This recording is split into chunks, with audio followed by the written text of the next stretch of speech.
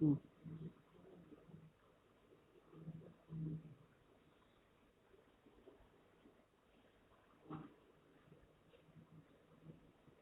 हाँ चलिए।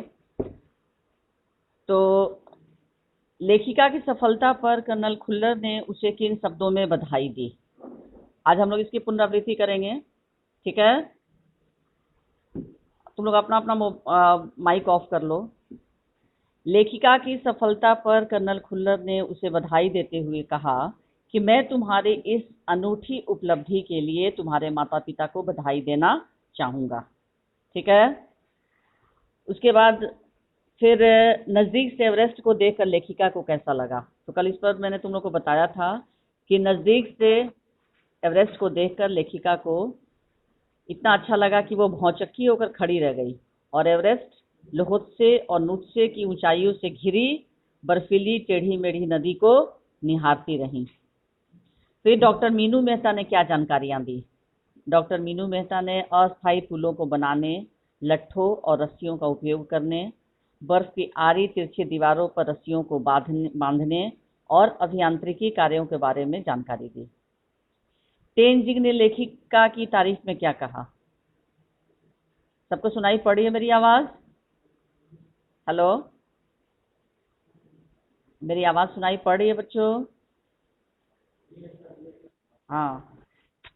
तेनजिंग ने लेखिका की तारीफ में कहा कि तुम एक पक्की पर्वतीय लड़की लगती हो, तुम्हें तो शिखर पर पहले ही प्रयास में पहुंच जाना चाहिए। ये उन्होंने बताया, तेनजिंग ने लेखिका को किनके साथ चढ़ाई करनी थी? लेखिका को जय, मीनू तथा की के साथ चढ़ाई करनी थी, क्योंकि अभियान दल में ये तीनों उसकी यात्रा के साथी थे। ठीक है, उसके बाद है कि लोबसांग ने तंबू का रास्ता कैसे साफ किया? तो लोबसांग ने अपनी स्विस छुरी से लेखिका के तंबू का रास्ता साफ किया। ये सब ध्यान में रखोगे। साउथ पोल कैंप पहुंचकर लेखिका ने अगले दिन की महत्वपूर्ण चढ़ाई की तैयारी कैसे शुरू की? कैसे शुरू की उन्होंने? तो जैसे ही लेखिका साउथ पोल कैंप पहुंची, अगले दिन के लिए उन्होंने अपनी चढ़ाई के लिए खाना, कुकिंग गैस और ऑक्सीजन सिलेंडर लेकर वो चढ़ाई की साउथ पोल पर। ठीक है, उसके बाद फिर लेखिका खतरों को सामने देखकर भी एवरेस्ट पर क्यों जाना चाहती थी? कभी कभी ऐसा होता है कि लोगों को पता चलता है कि इस जगह पर जाने में बहुत खतरा है, लेकिन फिर भी लोग खतरों का सामना करते हुए और जीवन में जो भी चुनौती आती है उसको स्वीकार करते हुए, तो लेखिका बचेंद्री पाल बहुत हिम्मती थी और इसीलिए खतरों को देखकर भी वो एवरेस्ट पर जाना चाहती थी, क्योंकि उनके मन में कठिनतम चुनौतियों का सामना करने का साहस था। ठीक है, उसके बाद एवरेस्ट अभियान आरंभ होने से पूर्व अभियान दल को क्या जानकारी दी गई? क्या जानकारी दी गई? कि कैंप 1 का रास्ता साफ कर दिया गया है और वहां जाने में आप लोगों को किसी तरह की कोई कठिनाई नहीं होगी। ठीक है, लेखिका ने अंगदोर्जी के साथ पर्वत शिखर छूने का फैसला क्यों किया? लेखिका को अंगदोर्जी की कर्मठता एवं आरोहण क्षमता पर पूरा भरोसा था। इसी विश्वास के कारण उसने अंगदोर्जी के साथ पर्वत शिखर को छूने का फैसला लिया। ठीक है, एवरेस्ट की शिखर यात्रा के अंतिम पड़ाव से पहले अचानक दृश्यात्मकता क्यों समाप्त हो गई? शिखर कैंप पर तेज हवा के झोंके भुरभुरे बर्फ के कणों को चारों ओर उड़ा रहे थे, जिससे अचानक दृश्यता समाप्त हो गई। शिखर कैंप पर तेज हवा के झोंके जो है वो भुरभुरे बर्फ के कणों को क्या कर रहे थे? चारों तरफ उड़ा रहे थे, जिसके लिए अचानक जो दृश्य था वो समाप्त हो गया। उसके बाद एवरेस्ट की चोटी पर पहुंचकर बचेंद्री पाल ने क्या किया? क्या किया, कोई बता सकता है? चलो बताओ पाठ के आधार पर। एवरेस्ट की चोटी पर पहुंचकर बचेंद्री पाल ने क्या किया? चलो जवाब दो, कोई जल्दी से जवाब दे दो कोई बच्चा। एवरेस्ट की चोटी पर पहुंचकर बचेंद्री पाल ने सबसे पहले क्या किया? बताओ, कोई भी गर्ल्स बॉय जल्दी से बताओ। हाँ,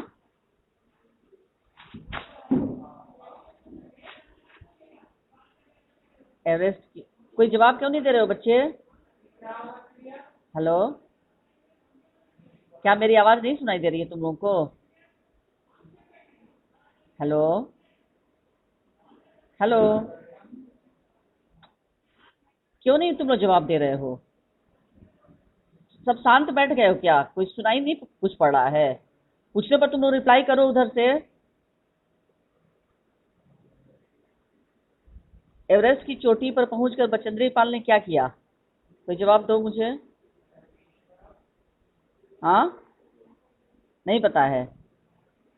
एवरेस्ट की चोटी पर पहुंचकर बचेंद्री पाल ने सागर माथे को चूमकर पूजा अर्चना की और अपने साथ लाई हुई हनुमान चालीसा की और दुर्गा माँ के चित्र को बर्फ में दबा दिया। यही किया था ना? लेखिका की सफलता पर कन्न किसकी आवाज आ रही है? जब बोले कि माइक ऑफ रखो तो जवाब देना होगा तो ऑन करोगे। लेखिका की सफलता पर कर्नल खुल्लर ने क्या कहकर बधाई दी? लेखिका की सफलता पर कर्नल खुल्लर ने उसे बधाई दी और कहा कि तुम्हारी इस अनूठी उपलब्धि पर सभी को प्रसन्नता है, देश को इस पर गर्व है। मैं तुम्हारी इस उपलब्धि के लिए तुम्हारे माता पिता को बधाई देना चाहूँगा। ठीक है, ये इतना। अभी कितने स्टूडेंट्स प्रेजेंट हैं? कोई बताओ तो देखकर, कितने हैं प्रेजेंट? हेलो, कितने हैं? कितने? क्यों इतना कम आज क्यों है? क्या कर रहे हैं सब? उसके बाद कौन सा चैप्टर है तुम लोग का? गद्य का दोनों हो गया ना रिवीजन? हाँ, अब कौन सा चैप्टर था पद्य में? पद्य में अब कैसे छूटे राम नाम ना, ये वाला है ना? हाँ, बोलो। रैदास के पद। अच्छा, तो रैदास के पद में जितने शब्दार्थ हैं शब्दार्थ को आप लोग याद कीजिएगा। ठीक है, इसमें पहले बताओ, पहला प्रश्न है कि पहले पद में भगवान और भक्त की जिन जिन चीजों से तुलना की गई है उनका उल्लेख। पहले पद में, तो पहले पद में भगवान और भक्त की किस किस चीज से तुलना की गई है? भगवान की तुलना और भक्त की तुलना। भगवान की तुलना चंदन से और भक्त की तुलना किससे की गई है? पानी से। फिर भगवान की तुलना चांद से और भक्त की तुलना चकोर से।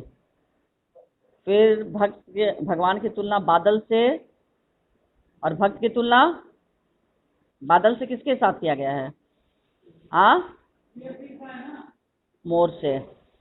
उसके बाद दीपक से, दीपक, भगवान की तुलना दीपक से और भक्त की तुलना बाती से। उसके बाद भगवान की तुलना मोती से और भक्त की धागे से, है ना? और फिर भगवान की तुलना स्वामी से और भक्त की तुलना दास से। भगवान की तुलना सुहागे से और भक्त की तुलना सोने से। ठीक है। उसके बाद नेक्स्ट क्वेश्चन है कि दूसरे पद में कवि ने गरीब निवाजू किसे कहा है? स्पष्ट कीजिए। दूसरे पद में कवि ने अपने प्रभु को गरीब निवाजू कहा है। किसको कहा गया है गरीब निवाजू? प्रभु को, भगवान को। इसका अर्थ है दीन दुखियों पर दया करने वाला। प्रभु ने रैदास जैसे अछूत माने जाने वाले प्राणी को संत की पदवी प्रदान की है। ठीक है, रैदास जन जन के पूज्य बने, उन्हें महान संतों जैसा सम्मान मिला। रैदास की दृष्टि में यह उनके प्रभु की दीन दयालुता और कृपा है। नेक्स्ट क्वेश्चन है, निम्नलिखित शब्दों के प्रचलित रूप लिखिए। एक नंबर अंग नंबर। दूसरा पद है कि दूसरे पद की जाकी छोटी जगत को लागे तापर तू ही ढरे। इस पंक्ति का आशय समझ में आ रहा है? इस पंक्ति का आशय क्या है कि संसार जिन्हें अछूत मानता है, प्रभु उनके सिर पर आशीर्वाद रूपी मुकुट धारण करा देते हैं। यानी प्रभु की दृष्टि में सभी बराबर हैं, चाहे वो दीन हो, चाहे वो राजा हो, फिर चाहे वो रंक हो। ठीक है। उसके बाद है, रैदास ने अपने स्वामी को किन किन नामों से पुकारा है? रैदास ने अपने स्वामी को लाल, गरीब निवाजू, गुसैया, गोविंदू, हरिजीव आदि नामों से पुकारा है। ठीक है। उसके बाद नेक्स्ट प्रश्न है, कवि अपनी किस आदत को नहीं छोड़ पा रहा है? रैदास के पद के आधार पर बताइए, कवि अपनी किस आदत को नहीं छोड़ पा रहा है? कोई बताइए। कवि जो है अपनी किस आदत को नहीं छोड़ पा रहा है रैदास के पद के आधार पर? इस प्रश्न का जवाब दीजिए। नहीं पता है? कवि को ईश्वर की आराधना करते हुए राम के नाम का जप करने की जो आदत पड़ गई है, वह उस आदत को नहीं छोड़ पा रहा है। कवि के रोम रोम में प्रभु भक्ति की सुगंध किस प्रकार समाई हुई है? जिस प्रकार पानी के कण कण में चंदन की सुगंध समा जाती है, उसी प्रकार कवि के रोम रोम में प्रभु भक्ति की सुगंध समाई हुई है। उसके बाद है 3 नंबर, कवि ईश्वर से कैसा संबंध स्थापित करना चाहता है? कवि अपने और प्रभु के बीच एक अनन्य संबंध स्थापित करना चाहता है। ठीक है। रैदास के लाल की क्या विशेषताएं हैं? रैदास ने अपने लाल अर्थात प्रभु की विशेषताओं का बखान करते हुए कहा है कि वह दीनदयाल, गरीब निवाजू एवं समदर्शी है। ईश्वर को गरीब निवाजू क्यों कहा गया है? ईश्वर को गरीब निवाजू इसलिए कहा गया है क्योंकि वे गरीबों पर कृपा करके उनके दुख को दूर करते हैं। उसके बाद रैदास के स्वामी क्या क्या कार्य करते हैं? रैदास के स्वामी अनेक कार्य करते हैं, जैसे गरीबों पर दया करना, अछूतों को अपनाकर उनका उद्धार करना, असंभव कार्य को संभव बनाना तथा निम्न स्तर वाले को ऊंचा स्थान प्रदान करना। नेक्स्ट है, प्रभु ने किन लोगों का उद्धार किया है? तो कवि के अनुसार प्रभु ने नामदेव, कबीर, त्रिलोचन, सधना और सैनु जैसे अपने कई भक्तों का उद्धार किया है। ठीक है। उसके बाद कवि ने राम नाम की रट कवि से क्यों नहीं छूटती है? कवि से राम नाम की रट क्यों नहीं छूटती है? तो कवि से राम नाम की रट इसलिए नहीं छूटती है क्योंकि कवि का जीवन प्रभु के साथ इतना घुल मिल गया है कि प्रभु की सत्ता से अलग उसका अपना कोई स्वतंत्र अस्तित्व ही नहीं है। ठीक है। कवि से राम नाम की रट इसलिए नहीं छूटती है क्योंकि कवि का जीवन प्रभु के साथ इतना घुल मिल गया है कि प्रभु की सत्ता से उसका अलग कोई अपना स्वतंत्र अस्तित्व ही नहीं है। रैदास ने प्रभु को चांद और स्वयं को चकोर क्यों माना है? जिस प्रकार चकोर पक्षी चांद को अपना प्रियतम मानकर उसे अपलक निहारता रहता है, उसी प्रकार रैदास भी अपने प्रभु से एकनिष्ठ प्रेम करते हैं और टकटकी लगाए प्रभु रूपी चांद को निहारते रहते हैं। इसलिए ईश्वर भक्ति में अपनी एकाग्रता और तन्मयता सिद्ध करने के लिए रैदास ने प्रभु को चांद और स्वयं को चकोर कहा है। ठीक है। उसके बाद बताइए कि सुहागा की उपमा रैदास ने क्यों दी? कवि रैदास ने प्रभु के साथ अपने संबंधों को व्याख्यायित करने के लिए क्या कहा है कि उन्होंने सुहागा की उपमा देते हुए रैदास ने स्पष्ट करना चाहा है कि प्रभु एवं उनका मिलन सोने एवं सुहागे के मिलन के समान पवित्र है। जिस प्रकार सुहागे के संपर्क में आकर सोना और अधिक खरा हो जाता है, उसी प्रकार प्रभु के संपर्क में आकर कवि यानी रैदास भी पूरी तरह से शुद्ध और खरा हो गए हैं। ठीक है। इसमें शब्दार्थ आप लोग मुख्य रूप से इसमें फोकस कीजिएगा। इसमें रट लागी का क्या अर्थ होगा? पहले बताइए, रट लागी इस शब्द का क्या अर्थ होगा? रट लागी मतलब कोई बता सकता है? अच्छा ठीक है। आदत लगना, ये भी उसी का अर्थ होगा। जाकी मतलब, जाकी जिसकी, जाकी का अर्थ होगा जिसकी। बांस खुशबू या गंध। समानी, समानी आना, समाना बस जाना। घन बादल। कीर्तिमान पराशर की आवाज क्यों आ रही है? माइक क्यों ऑन है? बादल, घन यानी बादल, मोरा यानी मोर। चितवत, चितवत शब्द का अर्थ होता है तल्लीन होकर देखना। शब्दार्थ सब लोग याद किए हो? शब्दार्थ सभी बच्चे याद किए हैं या नहीं? चकोर, एक पक्षी। बाती, रुई की बत्ती। ज्योति, ज्योति। लौ। बरे, बरे मतलब जलती है। सोनही यानी सोना। सुहागा, सोने को शुद्ध करने के लिए प्रयोग में लाया जाने वाला क्षार द्रव्य। दासा यानी सेवक या दास। ठीक है। उसके बाद ये इस पाठ से शब्दार्थ, रहीम के दोहे भी है ना, ये पाठ भी मैंने दिया ना टेस्ट में एग्जाम के लिए। हाँ हाँ, इसका भी शब्दार्थ आप लोग देखिए। पहला जो है, रहीमन धागा प्रेम का, मत तोड़ो चटकाए, टूटे से फिर ना मिले, मिले गांठ परी जाए।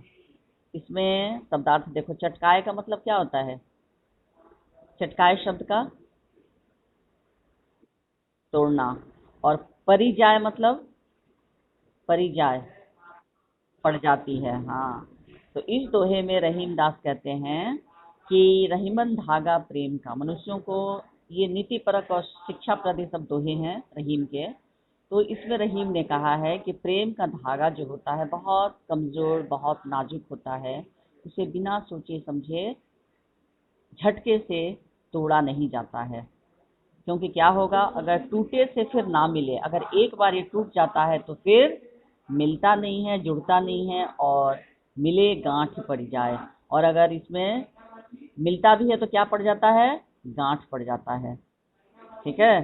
तो इसीलिए रहीम दास ने कहा है कि प्रेम का जो धागा होता है वो बहुत नाजुक और कमजोर होता है, बिना सोचे समझे नहीं तोड़ना चाहिए। दूसरा दोहा, रहीमन निज मन की बिथा मन ही राखो गोय, सुनी अठिलय हैं लोग सब बांटने लय हैं कोय। निज यानी निजी, अपना। बिथा यानी दुख व्यथा। गोय माने गुप्त या छिपाकर। अठिलय हैं यानी मजाक, मजाक उड़ाना। लय हैं मतलब लेंगे, कोई मतलब कोई। इसमें रहीम दास कहते हैं कि अपने मन की व्यथा यानी पीड़ा को, मन के कष्ट को मन में ही छिपाकर रखना चाहिए। क्योंकि सारे सुनने वाले लोग सुनेंगे, मजाक उड़ाएंगे, लेकिन आपस में आपके कष्ट को कोई बांटेगा नहीं। इसलिए रहीम दास कहते हैं कि सुनी अठिले हैं लोग सब बांटने लए हैं कोई। दूसरे लोग आपके कष्टों को सुनकर मजाक उड़ाएंगे, आपकी पीठ पीछे, मुंह पर तो आपकी ऐसा करेंगे कि आपके दुख के साथ वो दुखी हैं, लेकिन जैसे ही आप पीठ पीछे, वो आपकी मजाक उड़ाएंगे। तीसरा है, एक साधे सब सधे, सब साधे सब जाए, रहीमन मूल ही सींची वो फूले फले अघाए। मैंने आप लोगों को बताया था इसमें कि एक बार एक लक्ष्य की प्राप्ति कर लेने पर बाकी सब लक्ष्य अपने आप प्राप्त हो जाते हैं या पूरे होते चले जाते हैं। जिस तरह किसी वृक्ष की जड़ की सिंचाई करने पर उस पर लगने वाले फल फूल सभी का पर्याप्त पोषण हो जाता है एवं उसे भरपूर मात्रा में पाकर हम तृप्त हो जाते हैं, ठीक उसी तरह जड़ के समान मूल लक्ष्य की प्राप्ति होने पर अन्य लक्ष्य स्वतः ही हासिल हो जाते हैं। अर्थात जो व्यक्ति इस सृष्टि के मूल परमात्मा का ध्यान करता है, वह सब प्रकार के सांसारिक फलों को पाकर तृप्त हो जाता है। ठीक है। तो इसमें सबसे पहला प्रश्न है कि ख नंबर में तो हो गया कि हमें अपना दुख दूसरों को प्रकट नहीं करना चाहिए, और मन की व्यथा दूसरों से कहने पर उनका व्यवहार कैसा हो जाता है, उनका व्यवहार कैसा हो जाता है यदि हम अपने दुख को दूसरों पर प्रकट करते हैं तो लोग हमारे साथ कैसा व्यवहार करते हैं बताइए। यदि हम अपने दुख को दूसरों के सामने प्रकट करते हैं तो लोग हमारे साथ कैसा व्यवहार करते हैं? कोई बता सकता है? हेलो। हम यदि अपना दुख दूसरों पर प्रकट करेंगे तो दूसरे हमारे पीछे हमारा मजाक उड़ाएंगे। ठीक है। रहीम ने सागर की अपेक्षा पंख जल को धन्य क्यों कहा है? रहीम ने सागर की अपेक्षा पंख जल को धन्य इसलिए कहा है कि पंख यानी कीचड़ का जल वो ज्यादा धनवान है। क्यों? क्यों धनवान है बताइए?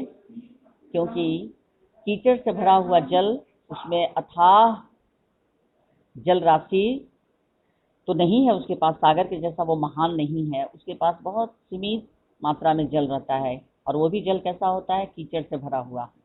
लेकिन फिर भी उस जल में, उस छोटे से कीचड़ भरे जल में हजारों लाखों करोड़ों जीव जंतु अपनी प्यास बुझाते हैं।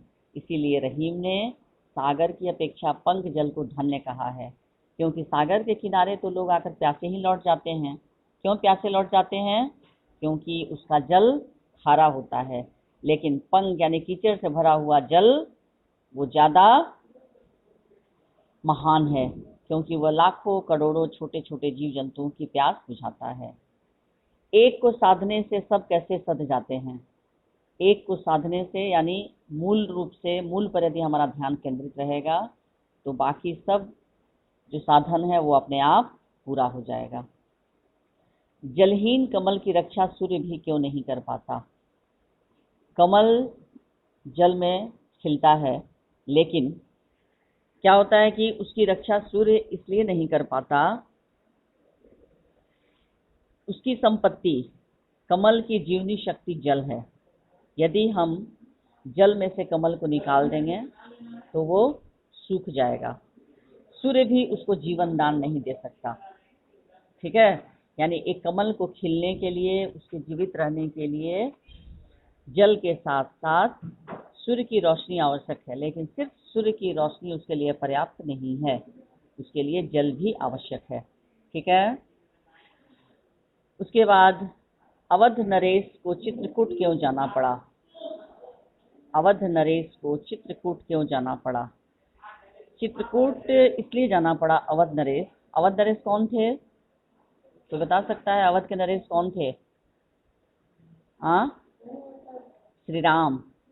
अवध के नरेश श्री राम थे। उनको उनके माता पिता की आज्ञा का पालन करने के कारण 14 वर्ष तक वनवास जाना पड़ा, और उसी वनवास के कारण उन्हें चित्रकूट जैसे रमणीय वन में भी रुकने का अवसर मिला। ठीक है। तो अवध नरेश को चित्रकूट अपने माता पिता की आज्ञा का पालन करने के लिए, वनवास भोगने के लिए 14 वर्ष तक उनको जाना पड़ा, और उसी वनवास के दौरान उन्हें चित्रकूट जैसे रमणीय स्थान में रुकने का भी अवसर मिला। नट किस कला में सिद्ध होने के कारण ऊपर चढ़ जाता है? नट स्वयं को समेटने अर्थात सिकोड़ने की कला में सिद्ध हस्त होते हैं, और इसी कला के कारण वह कुंडली में से निकलकर ऊपर चढ़ जाता है। ठीक है। मोती मानुष चून के संदर्भ में पानी के महत्व को स्पष्ट करें। मोती मानुष चून के संदर्भ में पानी के महत्व को। पानी जब स्वाति नक्षत्र में किसी सीप में पड़ता है तो वह मोती बन जाता है। मोती के लिए पानी चमक है, जिसके बिना किसी मोती का कोई कीमत नहीं है। व्यक्ति के लिए पानी अर्थात सम्मान बेहद आवश्यक है, क्योंकि बिना सम्मान के मनुष्य का जीवन निरर्थक है। उसी प्रकार चून अर्थात आटे का प्रयोग पानी के बिना संभव नहीं है। यदि आटा में हम पानी नहीं डालेंगे तो आटा नहीं गूंथा जा सकता है। ठीक है। तो इसी प्रकार बिना पानी के आटा बेकार है। तो इस तरह से रहीमदास कहते हैं कि हर मोती के संदर्भ में पानी का अर्थ चमक, मानुष के संदर्भ में इज्जत, और चून के संदर्भ यानी चूना के संदर्भ में पानी।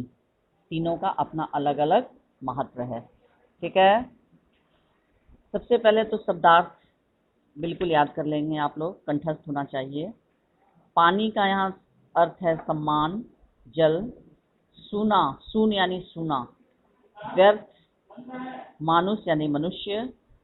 उबरे, उबरना। निज का अर्थ होता है अपनी। विपत्ति यानी संकट। सहाय यानी सहायक। जलज, कमल। रवि, सूर्य। बड़ेन का क्या अर्थ होता है बताओ? बड़ेन, बड़ेन का अर्थ बताओ जल्दी। बड़ा। लघु का अर्थ छोटा। डारी का अर्थ होता है डालना। तरवार, तरवार का अर्थ तलवार। बिगड़ी, बिगड़ी मतलब बिगड़ी हुई बात। करो किनकोए, कोई कुछ भी क्यों न करे। फाटे मतलब फटे हुए। मथे यानी मथना। ठीक है। उसके बाद है नाद। नाद का अर्थ होता है ढोलक की आवाज। रीझी, रीझी का अर्थ होता है प्रसन्न होना। तन यानी शरीर। ठीक है। मृग, मृग का अर्थ होता है हिरन। हेत, हेत यानी कल्याण। समेत यानी सही। ठीक है। ये सारे शब्दार्थ आप लोगों को कंठस्थ होने चाहिए। नेक्स्ट, फिर 1 नंबर 2 नंबर का जो प्रश्न है वो फिर उस पर मैं चर्चा कर रही हूँ। मिले गांठ पर जाए, इसका क्या आशय है? कोई बच्चा जल्दी से आंसर कीजिए।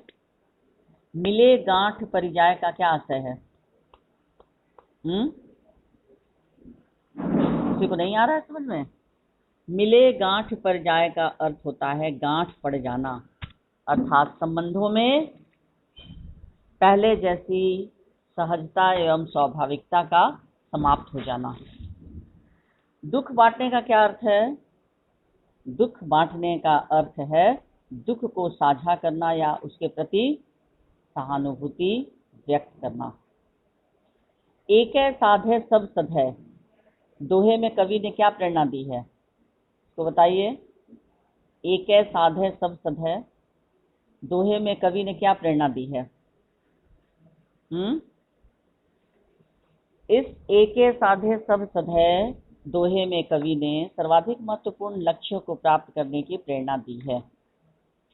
सब साधे सब जाए का क्या आशय है? सब साधे सब जाए का क्या आशय है?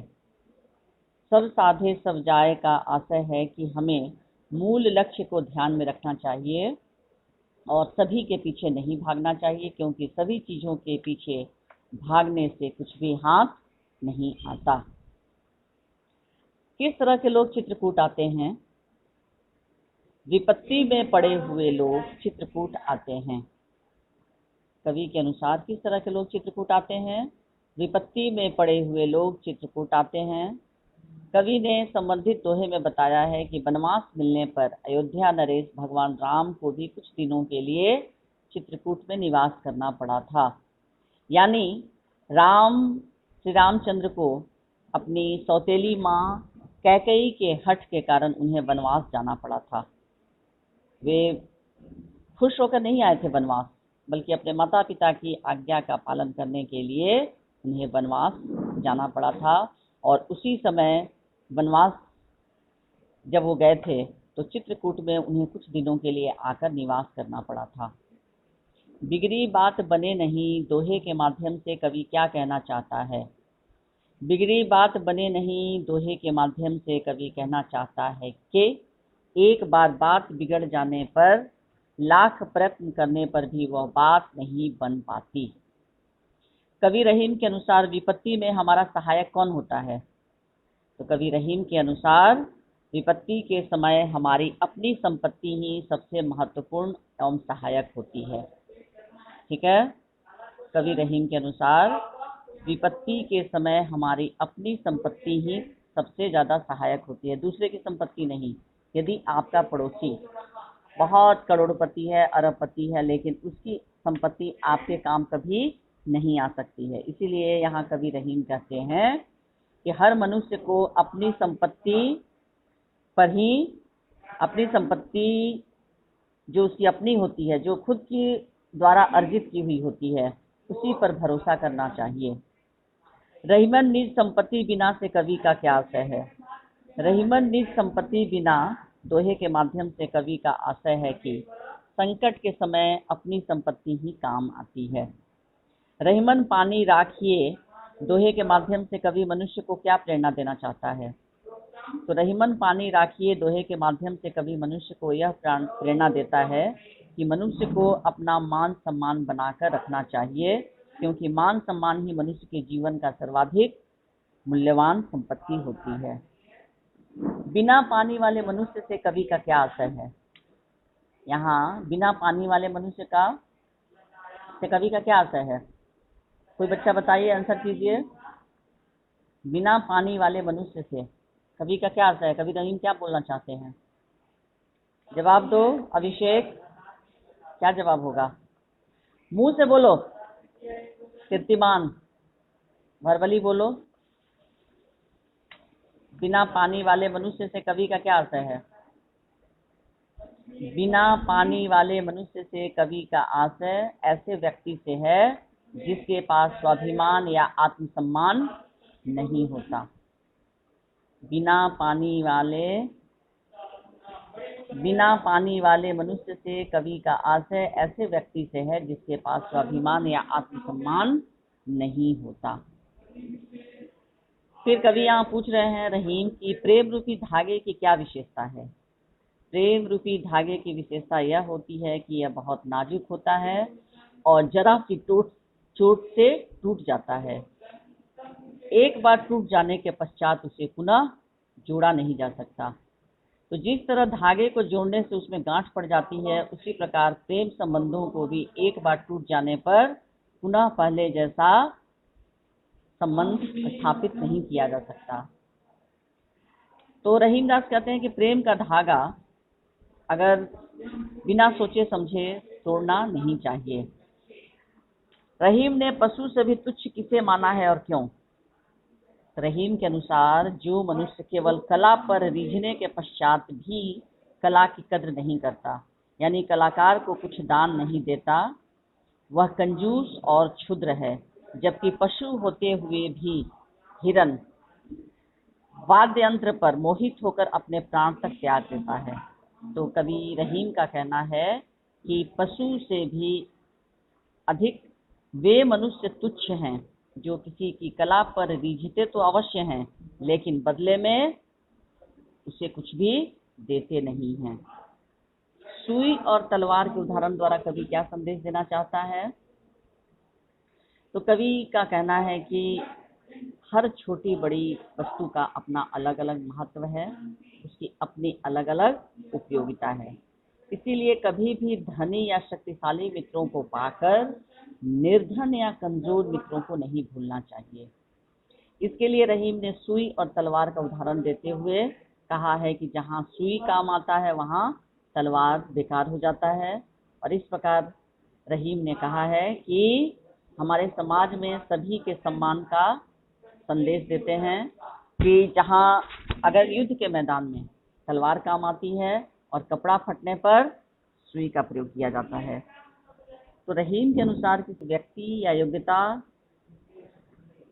को कभी भी योग्यता के अनुसार किसी की कद्र करनी चाहिए, न कि उसकी हैसियत देखकर। यहाँ रहीम ने कहा है कि हैसियत के आधार पर धनी और निर्धन गरीब लोगों के साथ अगर हम दोस्ती करते हैं ये सोचकर, और फिर दोस्ती भी करते हैं और फिर कुछ दिनों के बाद दोस्ती तोड़ देते हैं कि यार ये तो गरीब है, ये हमारी कोई मदद नहीं कर सकता है। लेकिन रहीम ने कहा है कि देखी बड़े ने को लघु न दीजिए डांट, यानी बड़े लोगों को देखकर छोटों की अवहेलना या निरादर नहीं करना चाहिए। ठीक है, समझ में आया सबको। हाँ चलिए बताइए, रहीम के अनुसार किसी व्यक्ति की योग्यता या गुण से प्रसन्न होने पर अन्य मनुष्यों का क्या धर्म होना चाहिए।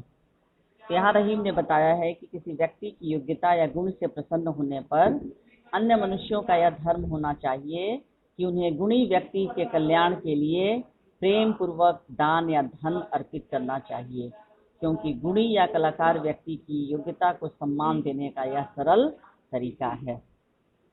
ठीक है, तो इस तरह से आप सारे शब्दार्थ को देखिएगा। शॉर्ट क्वेश्चन जो भी रहेगा आपका, हाँ, जितना शॉर्ट क्वेश्चन है। अब आप लोग बताइए कि पत्र में क्या समस्या आ रही है। कोई बच्चा मुझे बताए पत्र लेखन में किस तरह की समस्या आ रही है, बताइए। पत्र लेखन में किस तरह की समस्या। सबसे तो पहले मैंने आप लोग को बताया था कि पत्र के लिए सबसे पहले लेफ्ट साइड यानी बाएं साइड में